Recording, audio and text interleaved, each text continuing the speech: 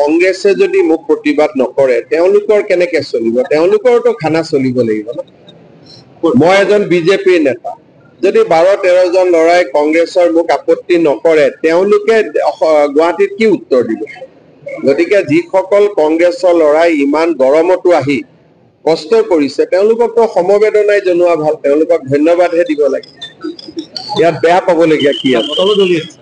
বটলো দলিয়া মোৰ গাত লাগিলে আৰু ভাল আছিল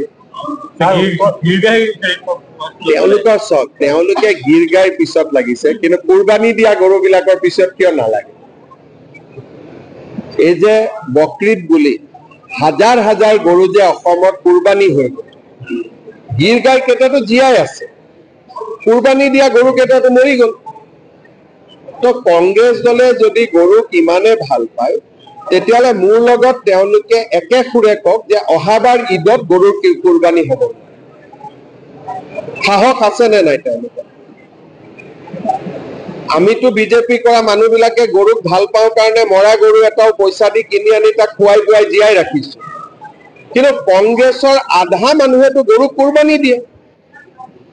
কংগ্ৰেছৰ সোঁৱে বাৱে আন্দোলন কৰি থকা আধা মানুহেতো গৰু খায় তো গৰু ভক্ষণ কৰা মানুহে গৰু খোৱা মানুহে গৰু পোহাৰ কথা আলোচনা কৰে নেকি গোটে গৰু খায় ৰকিবুল হুছেইনে গৰু খায় নে নাখায়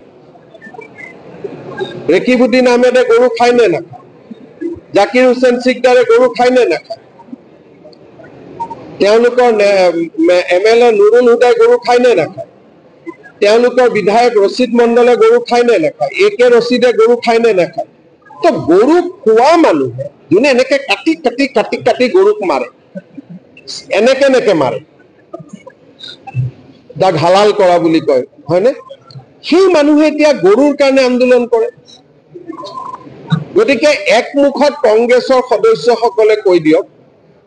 যে আজিৰ পৰা আমি গৰু নাখাওঁ আৰু গৰু নামাৰো আৰু মোক তেওঁলোকে কওক যে অসমত গৰুৰ প্ৰতিপালন হ'ব লাগে এতিয়া এখন আইন কৰক যে অহাবাৰ ঈদত যাতে কোনো গৰু নাখায় সাহস আছে নে নাই তেওঁলোকৰ 1400 গৰু অকল ধুবুৰী টাউনত মাৰিছে য'ত ৰকিবুল হুছেইন MP আৰু গৰু মাৰাই নহয় গৰুৰ মাংস নামঘৰত থৈছে আজি গোটেই মানুহক এভিকশ্যন কৰি আছো লখিমপুৰ গতিকে যি মানুহে গৰুক এনেকে মাৰে সেই মানুহে এটা প্ৰশ্ন সুধি আছে যে আপুনি বেয়া মৰি যাব খোজা গৰুকেইটা কিনি আনি ঘৰত কিয় জীয়ালে আৰে এইটো বিজেপি ধৰ্ম মৰি যাব খোজা গৰু ঘৰত আনি পুহি ডাঙৰ কৰা এইটোতো বিজেপি এইটো কাম কৰেই এইটোতো মই গৌৰৱেৰে কওঁ যিকেইজনে এইটো কাম কৰিলে তেওঁলোকক মই ধন্যবাদ দিছো যে মৃত্যু হোৱা গৰুকেইটা ঘৰত আনি দানা খুৱাই পেলাই আপোনালোকে প্ৰতিপালন কৰিলে কিন্তু এই গৰুকেইটা যদি কংগ্ৰেছে পালে তেনিয়তিটো কাটি গৰুকেইটা খাই দিলেহেঁতেন হয়নে নহয় গতিকে এনেকে গৰু খোৱা মানুহে এইবিলাক আন্দোলন কৰে নেকি লাজ নালাগে নেকি কওকচোন এটাতো লাজ থাকিব লাগে আৰু অসমৰ আপোনালোকে বেয়া নাপাব আপোনালোকক কৈ পোৱা নাই বাতৰি কাকত আৰু টিভি চেনেলৰ বিড়ম্বনা চাওক যেতিয়া কুৰবানী হয় তেওঁলোকে তাৰ বিৰুদ্ধে নামানে